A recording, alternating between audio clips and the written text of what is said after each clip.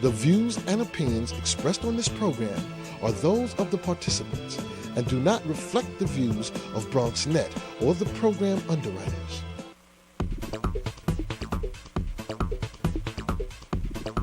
BronxNet. Your voice, your views, your vision.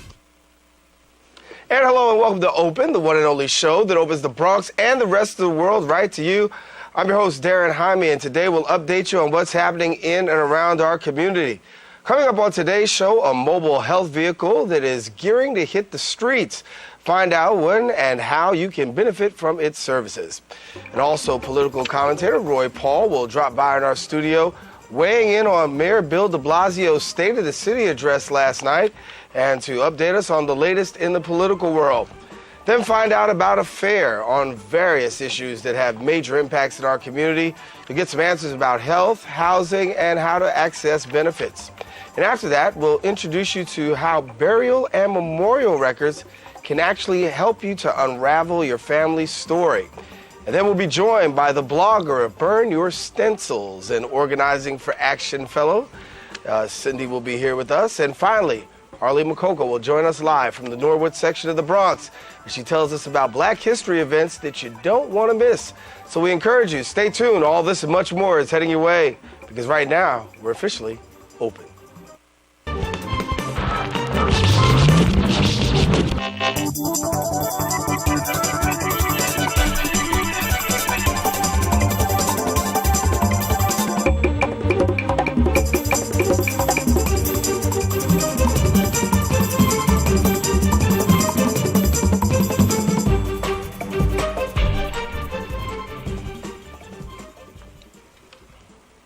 And hello, everyone. I'm your host, Darren Jaime, and today is Wednesday, February 12th, 2014. Of course, you're watching Open, the only live and interactive program bringing the Bronx and New York City straight to your TV set. We want to encourage you to stay connected to us. You can find out more about us on Twitter at BronxNet TV and Facebook at Open BronxNet Television.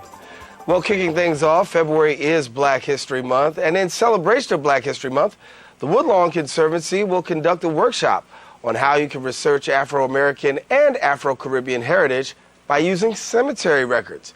And here now to join us and tell us more is the Director of Programs at the Woodlawn Conservancy at the Woodlawn Cemetery, Christiana Pena, and longtime Conservancy member and chair of the Caribbean Research Group of the Gene Sampson Scott Greater New York chapter of the Afro-American Historical and Genealogical Society, Andrea Ramsey. Pay me to say that twice. Okay. Pay me to say, good welcome to the show. Okay, you can say OGS, OGS. New York. Okay, but I got to, journalistically, we got to do the whole thing first. I know. So you got me on the tongue twister, but good to have you. Okay, nice to be here. Thanks for having us. Thank you. So as we do talk about celebrating African American History Month, you guys have a pretty unique perspective because when you look at cemetery records, someone wouldn't often equate cemetery records with finding out a lot of facts. And so give us a little bit about this here. Okay, well, cemetery records at Woodlawn, because every cemetery has a different set of records that they may or may not let you access. But at Woodlawn, they're very open, and they do have records that can help you. Mm-hmm.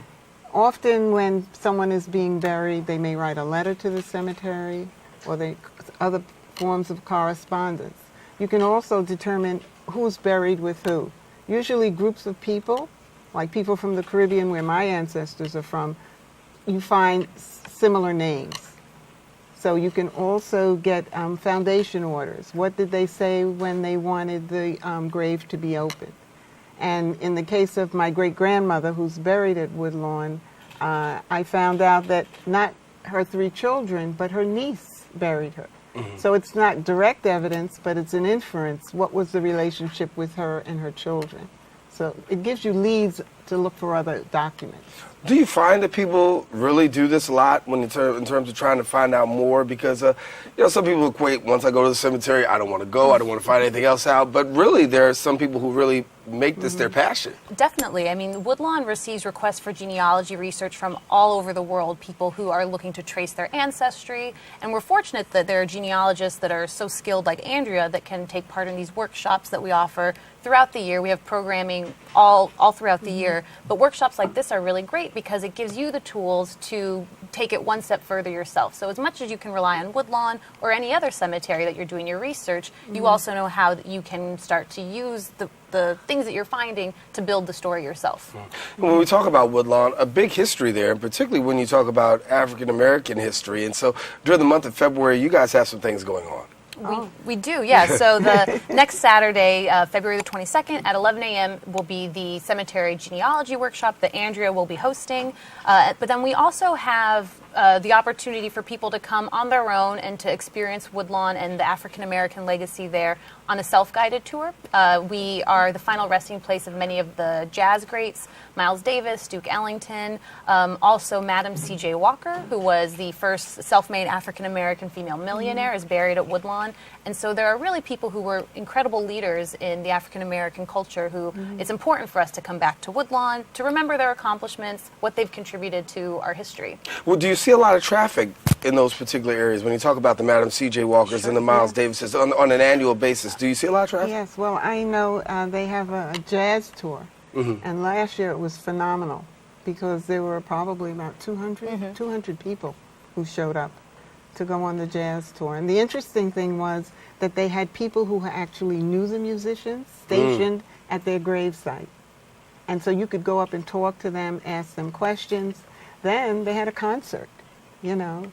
Antoinette Montague and I forgot the Paul West Trio. Paul West Trio. It really becomes a sort of pilgrimage. It's an opportunity to go to the place where the person who inspired you, who maybe you're an aspiring musician, maybe you simply just love their music, the way they live their life inspires you. It's a chance to come and celebrate them and remember them. And we really think of it not, of course it's a somber place being a cemetery, but it really also is a place for celebration. And we think of it as really an opportunity to joyfully talk about how great these individuals were. And when you talk about those people, you're talking from a celebrity perspective, but then on an individual perspective, when somebody's really looking to find out something about their family member, I guess you have the opportunity to find out stuff that you never really even knew, and maybe your family member didn't disclose, but they're hidden within these genealogy records, if you will.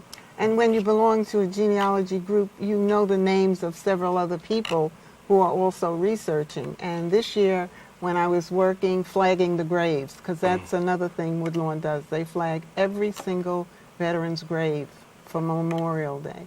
So as I was doing the flagging, I saw a name that my friend was researching. And she never knew that her stepmother had been buried at Woodlawn. And she in turn got in touch with her sister who didn't know where her mother was buried because she was a baby when her mother died. So you can connect people through just walking through the cemetery and looking for names. So if a person is watching right now, say for instance they do have that deep family quest and they want to find out more about their family members, what would be the initial process for those persons to try to find out, you know, what's going on and who I'm connected to? Okay. Well, the first thing you should do is talk to your oldest living relative, because once they're gone, there's a whole history that you've lost. The second thing is look in your house for things that people may have left, a Bible, old letters, a deed, wills, things like that. And then get a good book and learn how to do research. Because a lot of people think you can just go on Ancestry.com, plug in a name and find it.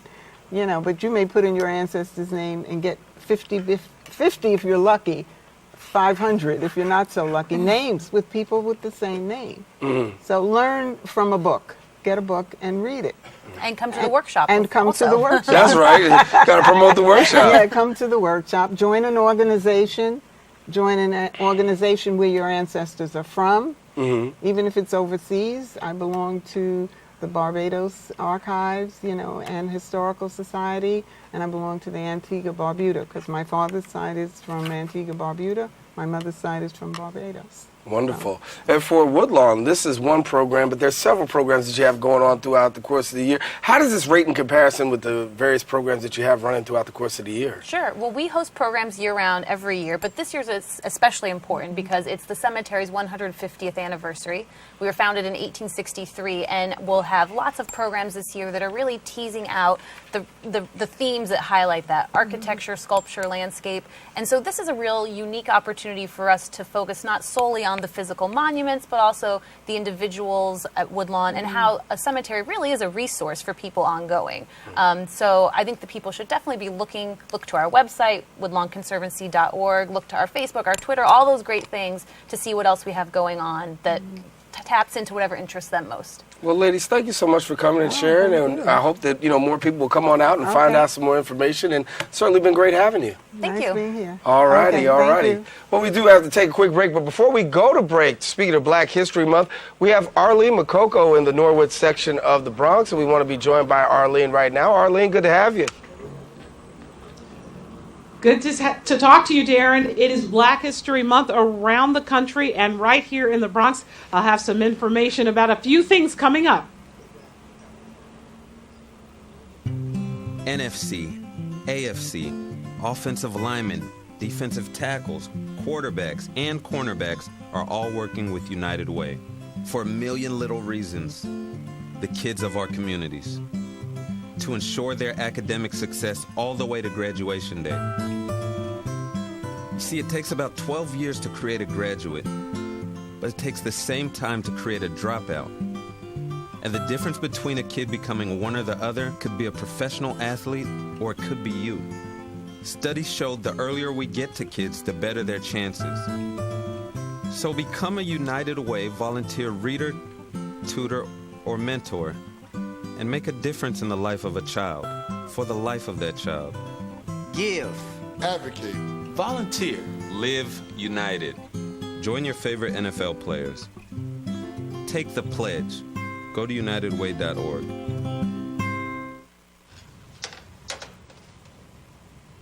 Wow, these are really good. You act surprised.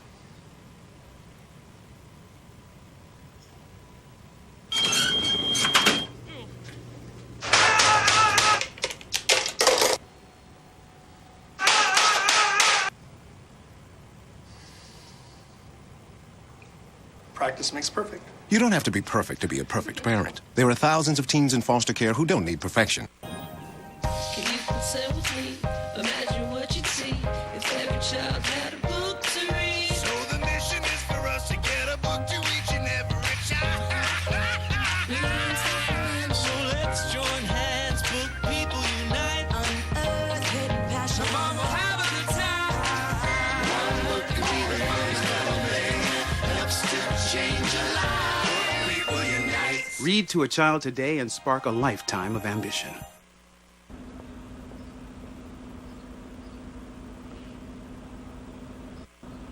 All right, we're trying to go to Arlene, and we are going to go to her in a second. And Black History Month is celebrating the culture and contributions of African Americans. And I guess Arlene will give us a little bit about that history, tell us about some Black history events that are going on now in the Norwood section of the Bronx. And we're going to go back to Arlene. And Arlene, as I said, take it away. And a lot going on out there in Norwood. Okay, well, Black History Month is an opportunity to celebrate Black history and culture, and I'm standing outside the Valentine Varian House here on Bainbridge Avenue. It's run by the Black Historical Society, and on Saturday they will be holding a lecture on Blacks in colonial Bronx. So this is being done by the Bronxboro historian Lloyd Alton, and it's a look back at the Black experience here in the Bronx as far back as the late 1600s into the 1700s. And later this month, he will be at Barnes & Noble on February 27th. He'll be signing books, his book called Blacks in Colonial Bronx. He'll be discussing that further. So it's a celebration of the past, and it's also an appreciation of how far we've come. Today, the Bronx Chamber of Commerce will be honoring several prominent African Americans, Bronx District Attorney Robert Johnson, City Councilwoman Vanessa Gibson, City Councilman Andy King, State Senator Ruth Hassel Thompson. Those are just a few of the names of the African Americans being honored here in the Bronx. Back to you, Darren. Well, Arlene, thank you so much. But before we let you go, can you give us a little bit of a perspective of what it actually means to have the month actually celebrated? Because a lot of people are pretty excited about African American History Month right there in that section of the Bronx. That's great. That's a great question, actually, because it used to be Negro History Week. This is back in 1926. Dr. Carter Woodson founded this, and he did this because it was between the birthdays of Frederick Douglass and Abraham Lincoln, both very important figures in the civil rights struggle and the struggle of African Americans here in this country. With so much attention being put on this issue with cities all across the country, President Gerald Ford proclaimed the whole month in 1976 Black History Month. So since then, it's been honored and celebrated all across the country. Alrighty, Arlene, thank you. Arlene Makoko reporting from the Norwood section of the Bronx. And stay warm out there, Arlene. Well, switching gears now, our next guests are here in studio, and they want to tell us when and where you can find what is known as the mobile health vehicle. It'll be moving around the borough of the Bronx. It'll be located in a particular place, and we'll tell you exactly how you can benefit from it. So we welcome now the program director of the graduate program in physician assistant studies at Mercy College, Lorraine Cashin, and also student Alex Kovac, to welcome us here at Open, and good to have you both. Thank you. Oh, thank you. So, Lorraine, let's start this off here. We're talking about this mobile health vehicle rolling through, and exactly what is the mobile health vehicle, and how can people benefit from this? The mobile health vehicle is an initiative that we started at Mercy College in the physician assistant program. And it is fitted and equipped to do multiple screenings, and our mission is to go to the communities and offer multiple services. And we are targeted to do our first service to Head Start. We are partnering with Head Start program on February 25th. So we're very excited to go out there. And we are going to not only go to Head Start, but we're offering it to the community on Bathgate and East Tremont Avenue. So February 25th, we are going to be there. So we will be performing health screenings, so blood pressure screenings, diabetes screenings, BMIs, which is just looking for any overweight people, or just for nutrition, and then doing a lot of educational components to it, a lot of preventative medicine, a lot of, we're trying to capture things before they happen. We're trying to get to people before they get ill. We're trying to, and then we are also doing a lot of referrals. We have an enormous database that we've collected to refer a lot of our community members that really don't know where to go once they've been diagnosed. They don't have doctors that will accept their insurance, or they don't even know if they qualify for insurance. And Alex, it's got to be a little bit easier bringing it to them as opposed to somebody actually having to go to an actual clinic and be able to do that. Do you think people will take more advantage of the services now that it's rolled out to them? Oh, absolutely, Darren. I think, when we talk about healthcare, we talk about accessibility. And this is the mobile health vehicle. This is one of the instrumental issues of the mobile health vehicle. It's actually the defining characteristic. We can actually become accessible, and this is completely free. Once again, the health screening that we're doing is completely free. Blood pressure, for diabetes and any congenital disorders. So this is completely free for children and their parents. So this is, I think, people of the Bronx community should be able to take great opportunity of this. And I think this is a great opportunity for the Bronx community. And I think one of the things that we said earlier is after you do have the opportunity to take these screenings and if there is something, you could also make necessary referrals for somebody to be able to go someplace. So it's not just we take this information, but we also take this information and give you something to go with too. Right, absolutely. And we are hoping that we can continue to build the database. We're hoping that actually we can reach out, even through media, through multiple avenues of advertising, or just getting it out there, that any type of healthcare provider wants to add to this and say, hey, I want to be a part of this. You can refer any of your patients to us. You can refer anybody that has no insurance, Medicaid, straight Medicaid. It's difficult, and even with healthcare reform and what's going on, you can refer your patients to us. We're going door to door. We're just cold calling. We're just saying, hey, listen, can we refer? And, when we find things, because we're coming across patients that have had no medical treatment, or the last time they've seen somebody was 10 years ago, or Right. Because I was going to say, is there a common denominator that you see between people who come to the health vehicle? Because I would gather that most people who have a doctor and visit a doctor regularly may not be the ones who necessarily run to the health vehicle. Are we seeing mostly people, no insurance, or really taking advantage of it? The underserved, really, Darren. That's what we're talking about. The community is the underserved community. So the Bronx community should, once again, take advantage of this. This is an opportunity for the underserved to come out and to get health screenings. Because one thing about medicine is, treatment is one thing. That's when you have the disease. But you can prevent something, especially in children. We talk about children, we talk about the future. So if you want to prevent, especially with the healthcare reform and things like that, we are completely evolving, we're developing. So once again, preventative medicine is really the issue here, the key. So this is, once again, the mobile health vehicle is able to do that, to become accessible to the Bronx community, to the underserved, like you said. So Bronx viewers, you will have the opportunity to see the mobile health vehicle out in action. I want to say it is going to be on Bathgate Avenue, February 25th. I'm correct? Yes. Right? Yes, February 25th. On From 10 to 3. From 10 to 3, very important, out there on Bathgate Avenue. So, out there, it's cold out there. We don't want you out there and it's not there.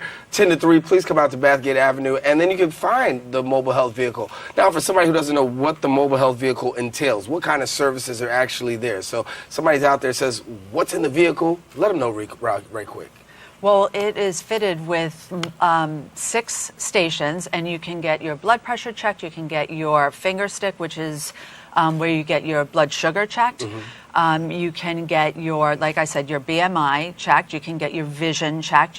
We are getting, not today, but you can get your hearing checked, which will become, we're going out on the 25th, and we will continue to be going out. So everybody should stay tuned because we are going to be visible. But you will be able to get your hearing checked. The services are evolving. You'll be able to get just your basic services checked right now, but we will be doing and continuing. As we find things, we'll be continuing to do more things. Yeah, you kind of led into my last question, because I was going to say this is a kickoff, which means there will be subsequent events coming too. Yes, we are partnering with the Bronx Chamber of Commerce. We're partnering with Head Start. We're partnering with a lot of people, so it's opening up a lot of avenues. So we'll be at parks, we'll be at community centers, we'll be at a lot of places that hopefully the community will know and will be able to access us. Well, Lorraine, thank you so much for coming out. And I hope people really do take advantage of this, because it really is a well-needed service, and especially in this time and this age. Thank you both. Absolutely. Thank you. Thank you, Dan. All righty. Well, stay with us, because we're going to take a quick break. But when we do return, we're going to find out about the blog Burn Your Stencils. We'll be right back right after this.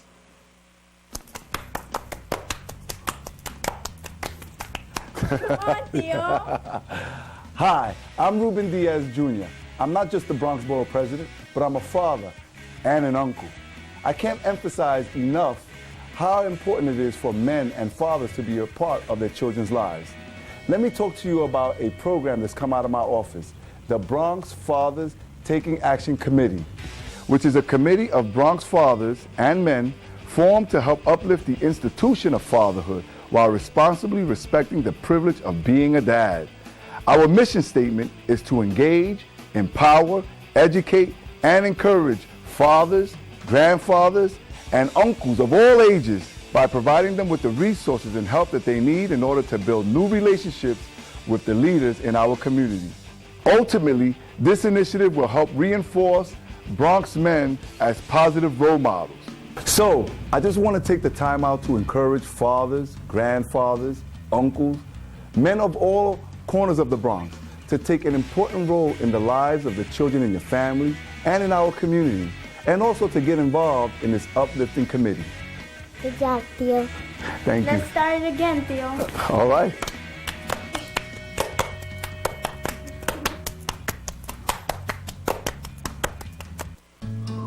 You wouldn't let money just blow out of your house.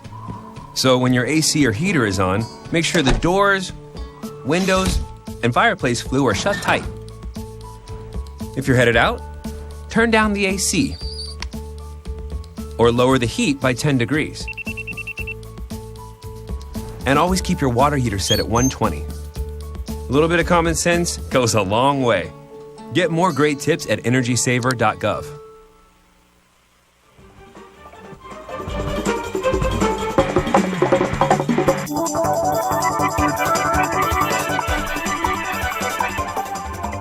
And welcome back here to Open. If you are wondering what Burn Your Stencils and Organizing for Action is actually all about, well, we got some answers. You're about to find out.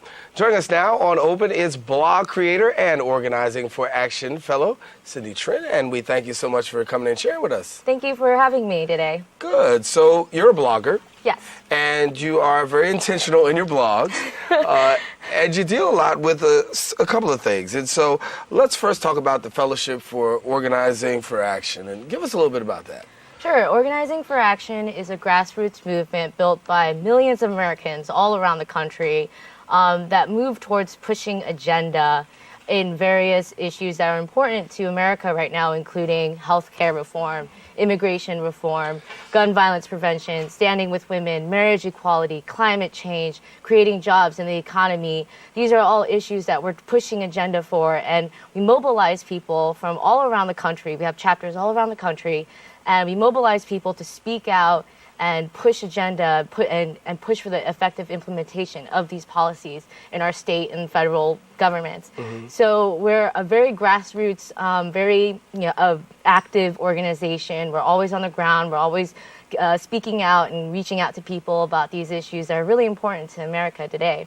And I know one of those issues is really dealing with inequality as far as pay when it comes to women. President Obama spoke very seriously to it at the State of the Union address, dealing with the fact that he wants to see more done with the inequality in the pay rate, especially for women.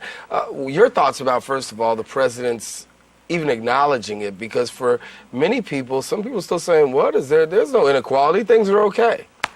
That's very untrue. The income inequality problem in America is so big right now. President Obama said in the State of the Union that this is the biggest problem facing America. And I actually recently saw Senator Elizabeth Warren and New York Attorney General Eric Schneiderman talk recently in New York City about how income inequality is the toughest thing that we're facing right now, especially with women's pay. It's 2014 and women are still getting paid significantly less than men. And aside from that, there's the problem with the minimum wage right now. It's so low.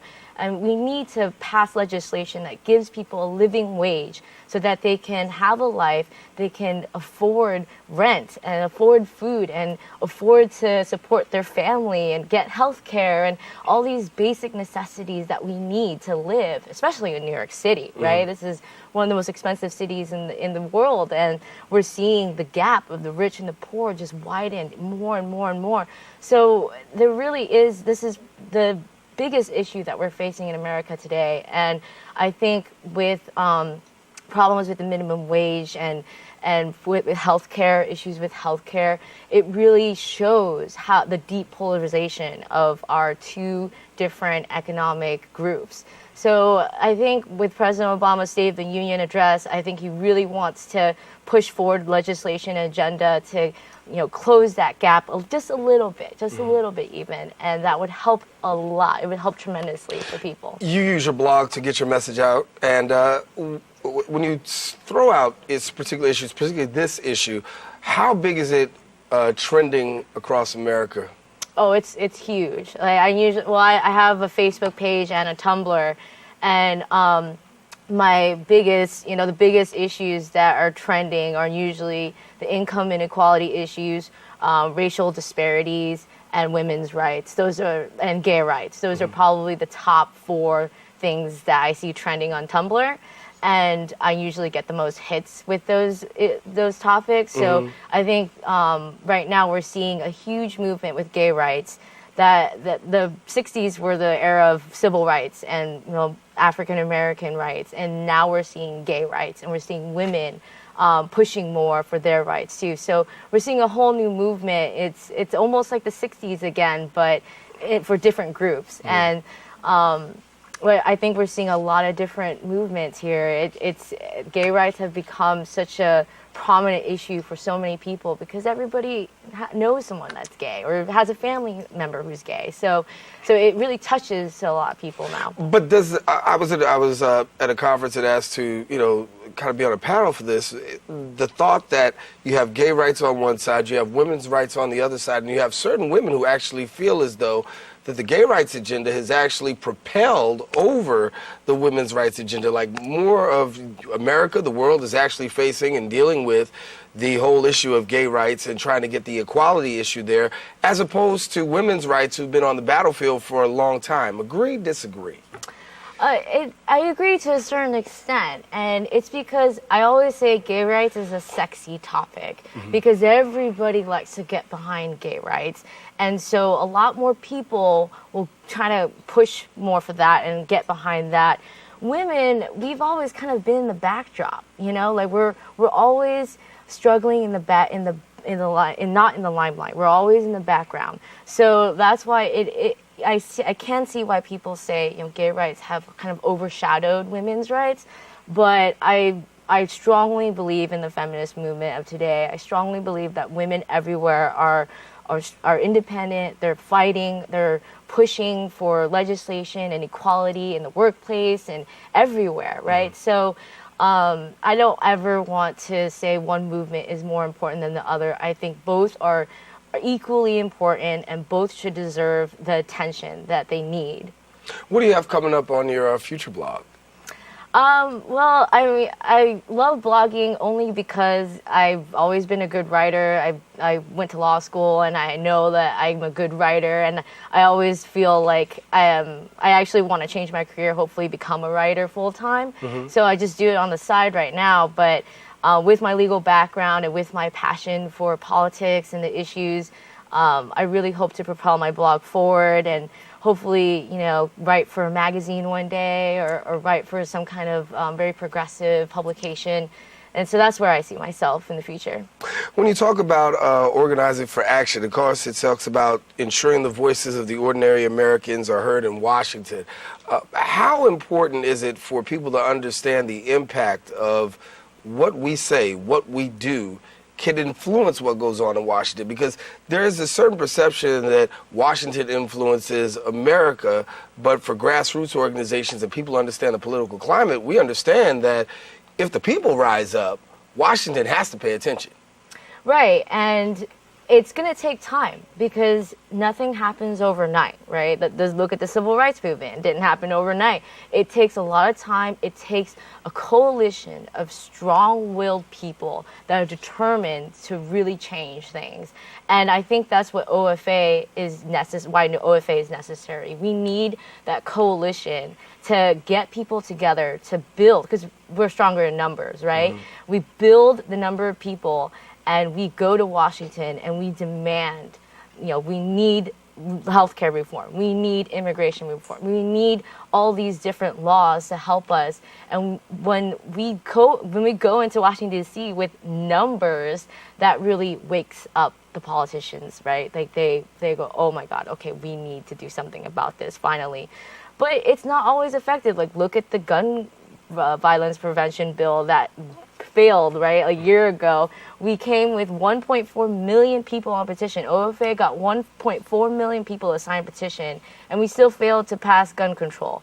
I mean, it's just going to take time. It's going to take a lot of effort. It's going to take determination and motivation and the will of the people to come together and really push forward these issues, push forward the agenda for these issues. Well, Cindy, thank you so much for coming and sharing with us. And, of course, we'll continue to follow your blog and definitely what's going on with OFA. Yep. Thank you so much for having me. All righty. Cindy Trenton here with us, and we tell you to stay with us because when we return, we'll still be talking politics. Our political commentator, Roy Paul, will be here updating us on the latest in the political world, including Mayor Bill de Blasio stated the city address yesterday. That's coming up right after this.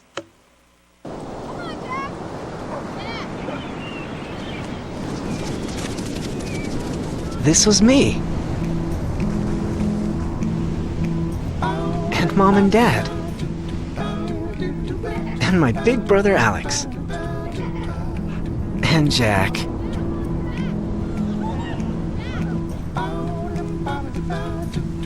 And this was the day that I learned that sandals get their name from sand. That jellyfish aren't made of jelly. That stars don't just come from the sky.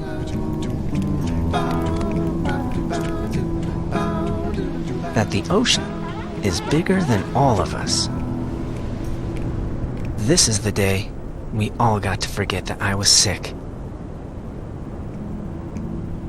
And it changed everything. This was my wish. All right, give me a spot. You know my motto, safety first. They could be dangerous. I think we should call animal control. Animal control? To be safe. Don't worry. Just... I got this.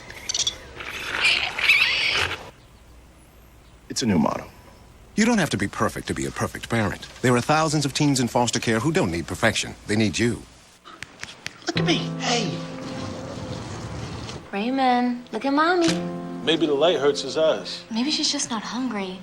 Maybe he can't hear us. Maybe we're not stimulating him enough. Maybe it's a phase.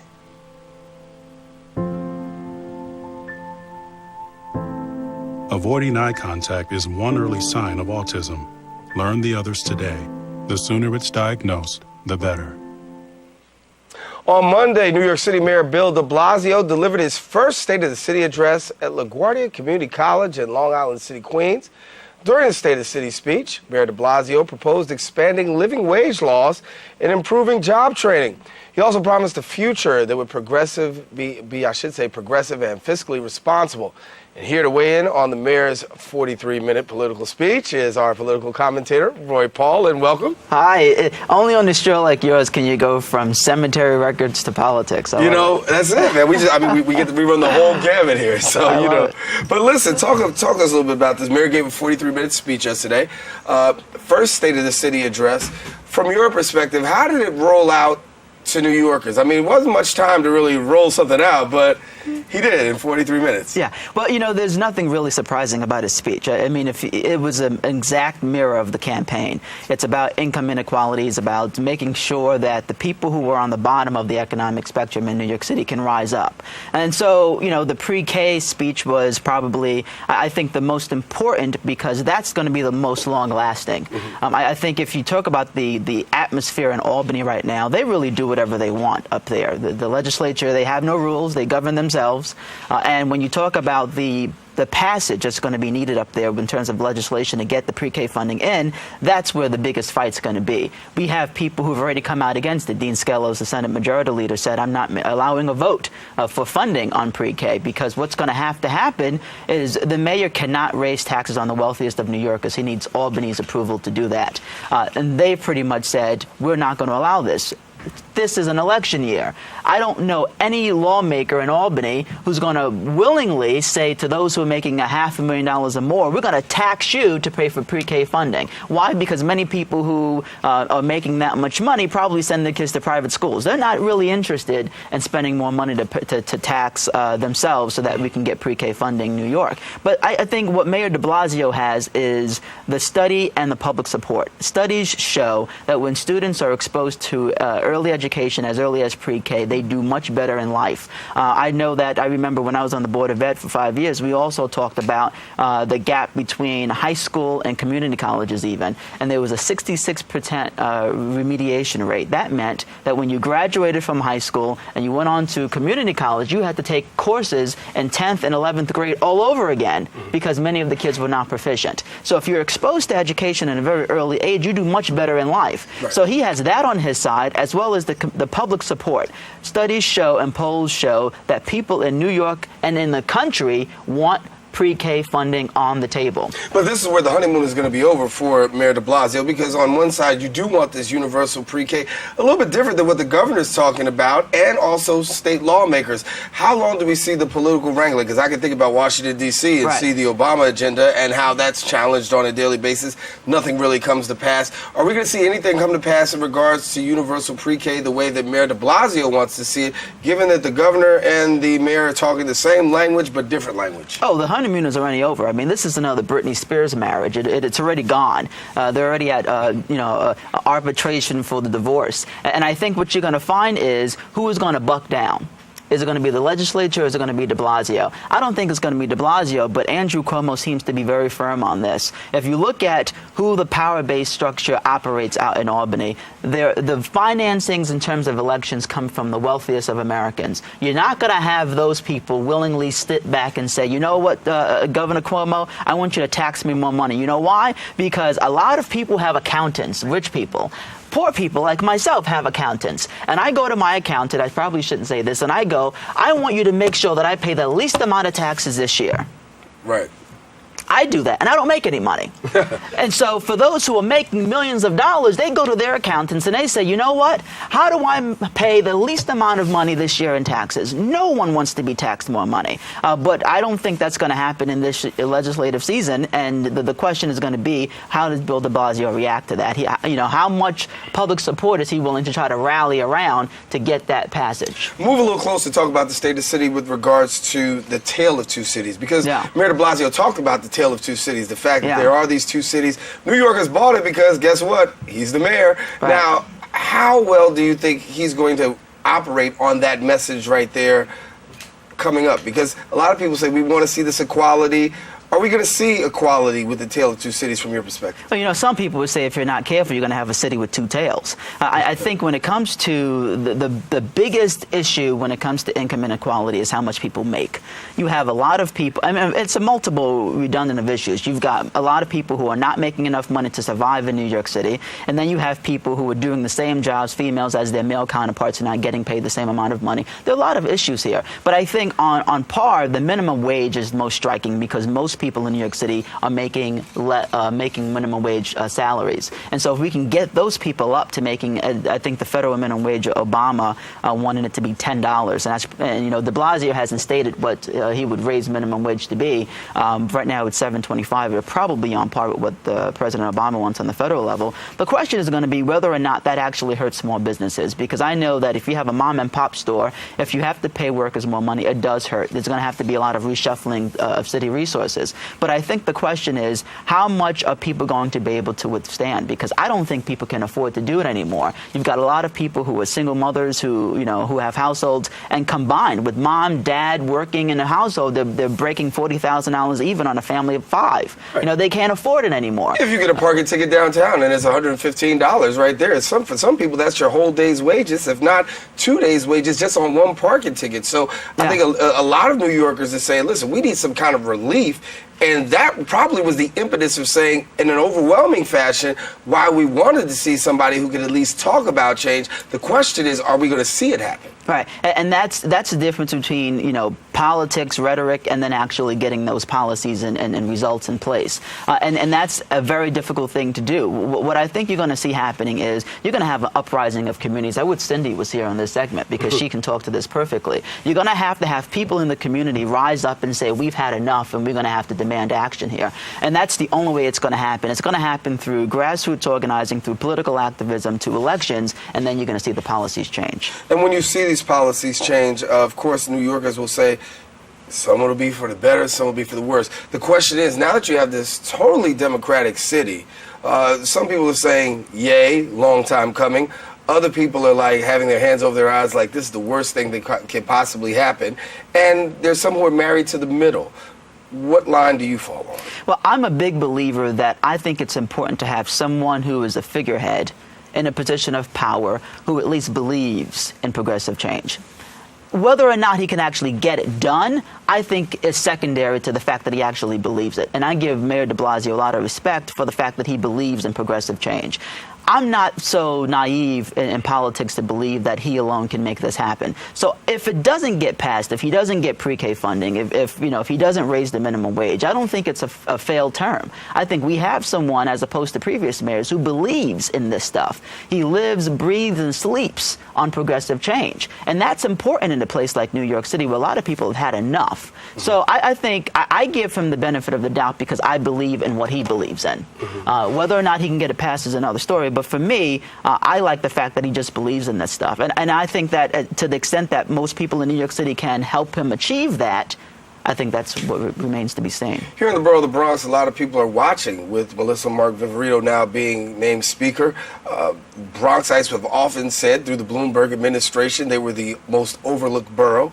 Yeah. Now that you've got Melissa Mark Viverito as the council speaker, a Democratic mayor sitting at the helm, can the Bronx see some more attention across the 5 boroughs than in years previous? I think so. I think the Bronx is right behind Brooklyn in terms of having a powerhouse when it comes to the minority vote. And I think you've seen that not just with Mark Viverito, but I think Ruben Diaz is a huge shining star within the party. It's funny because where you can really see the inequality differences is when it comes to city services.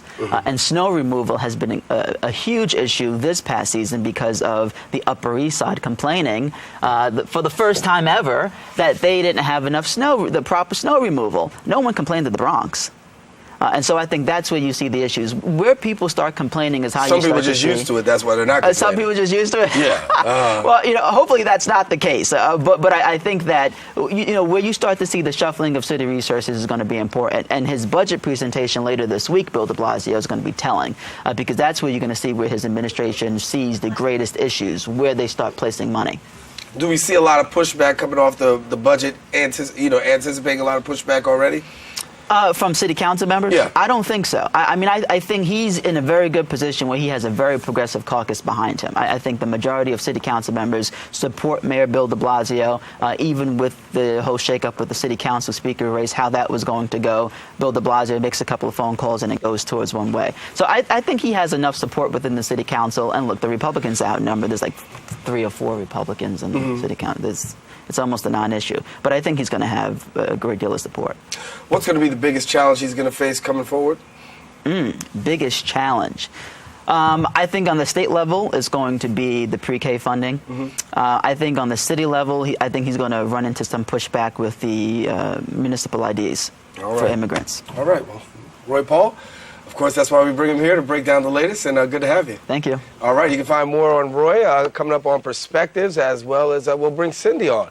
And so they'll be talking a little bit on Perspectives about the same things in a little bit deeper depth. And we got to take a quick break. But guess what? When we return, we're going to find out more about a BronxWorks fair that is certain to help you get more information on health, housing, as well as benefit programs. You don't want to miss that. Stay tuned. We'll be right back. A single ember that escapes from a wildfire can travel more than a mile. You can't control where the ember will land, only what happens when it does. Get Fire Adapted now at fireadapted.org. You can say with me, imagine what you'd see if every child had a book to read. So the mission is for us to get a book to each and every child. So let's join hands, book people unite, unearth hidden passion. Come on, we'll have a good time. One book can be the funniest that'll make helps to change a life. People unite. Read to a child today and spark a lifetime of ambition. I don't know what's happening. Start a new chat. What did I do? Okay. Wow. That is so weird. Hey! Hi! Oh my gosh. Hi! God, I don't even know what to say right now. I'm so nervous. Gia, you're so big. Come closer to the camera. Wait, now you're in my face. That was so good. Being a dad can be tough. No. What do you mean she's not coming? When's the fairy princess coming? Any minute now. But when you're willing to do anything, It is I, Grooves Zinkerbell. Okay, time for cake. it's always worth it. I know it's really you, Guru. I'm just pretending for the other kids. The smallest moments can have the biggest impact on a child's life. Take time to be a dad today. Call 877-4DAD-411 or visit fatherhood.gov. Barry, time is running out. According to my calculations, 1 in 5 kids in America struggles with hunger. How can so many children face hunger when there's more than enough food to feed them all? You're right, Barry. We can help solve hunger by teaming up with Feeding America to get food to hungry kids in communities across the country. Help Flint and the Feeding America network of food banks get food to the people who need it in your community. Find your local Feeding America food bank at feedingamerica.org/hunger. Together, we're Feeding America.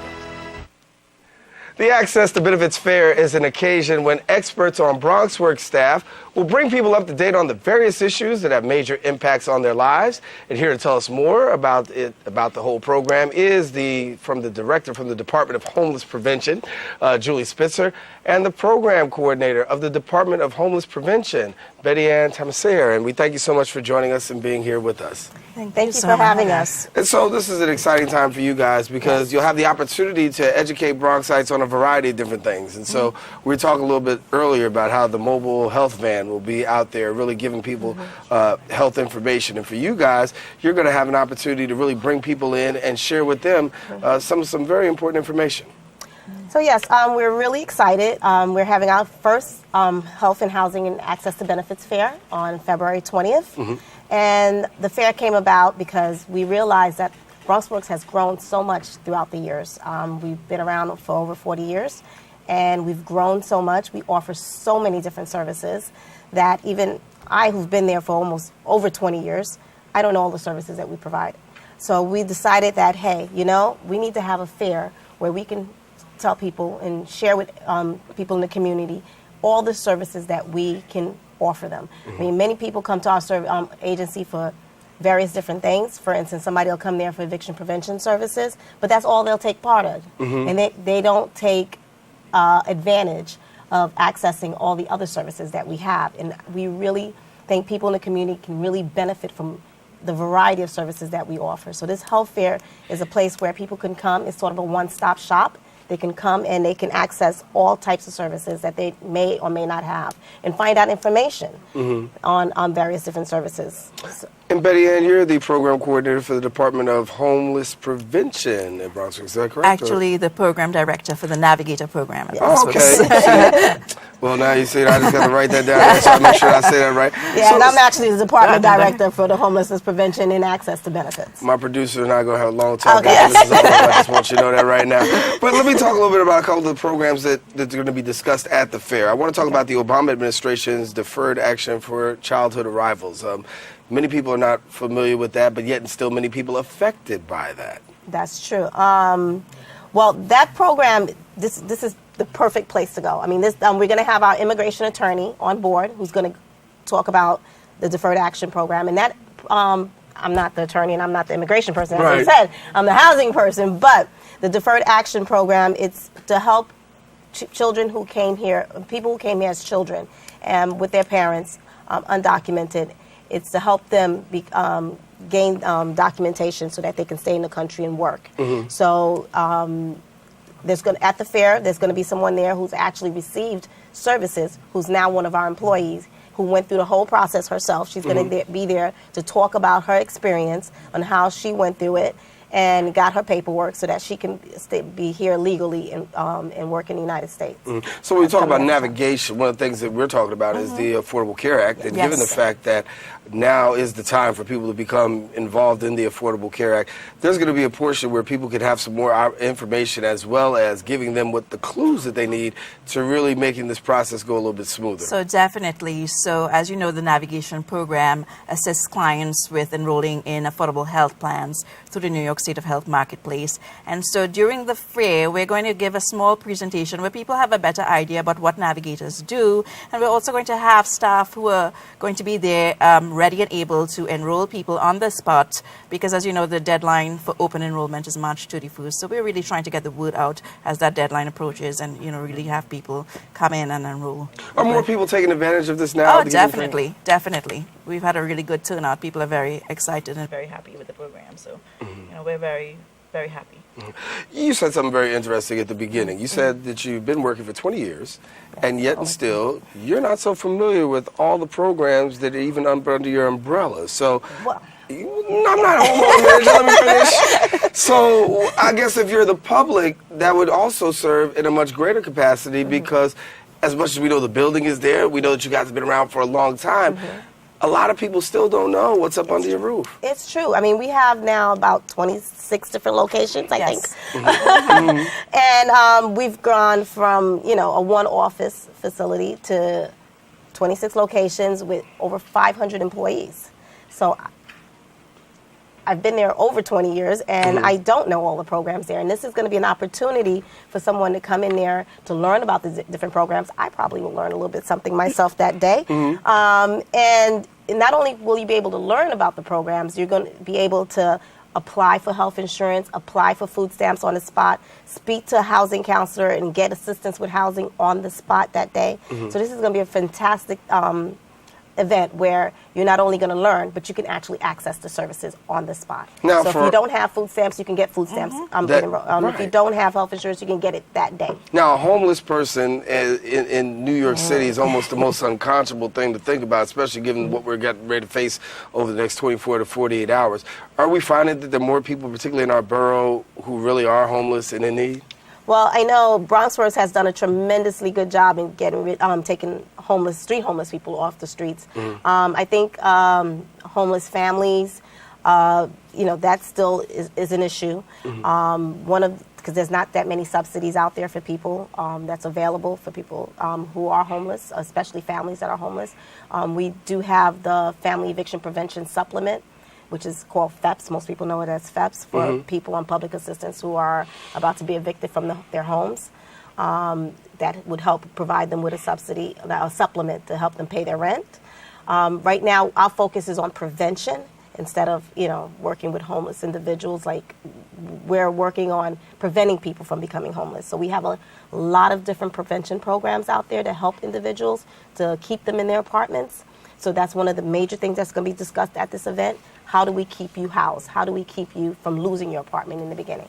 Right. So that's going to be one of the main focuses. So we want to make sure to tell people that February the 20th, the session 1 will be from 3 to 5, and then session 2 will also be taking place from 5:30 to 8 p.m. Bronx Museum of the Arts. It's 1040 Grand Concourse in the Bronx, that you can come on and be a part of this very special health, housing, and access to benefits fair. You never know the information that's out there that's available to help you, but if you can get out there and take advantage of it, certainly you might find your way just a little bit easier. And so we encourage you to come on out and be a part of that. Ladies, thank you. I just want to say one more thing. The event's going to have food there. We're feeding people. Giveaways. We're going to have lots of giveaways, That's raffle prizes. We're raffling off a laptop, camera, and tablet. So please come out and join us. So a lot of fun activities there as well. Yes. Well, thank you so much for coming and sharing with us, and we know that we'll see you soon. Thank you very much. All right, thank you. Thank you so much. Thank you, and I apologize for the earlier. All right. Well, guess what? Unfortunately, we are out of time. We're out of that segment and out of time for this show. And it's been a pleasure coming into your homes, and we want to thank our guests for joining us, but most of all, we want to thank you, the viewer, for tuning in. Now, if you missed any part of today's show, guess what? You can catch the Recablecast 10 p.m. on Cablevision's Channel 67. Verizon Files, that would be Channel 33, or catch us anytime on the web, www.bronxnet.org. We encourage you, have a great week. Yes, the snow is coming, so be sure to get all the stuff that you need to get indoors, bundle up, stay warm. Don't forget to keep your heart, your mind, and most of all, this channel wide open while the snow is coming down. Take care. Thank you.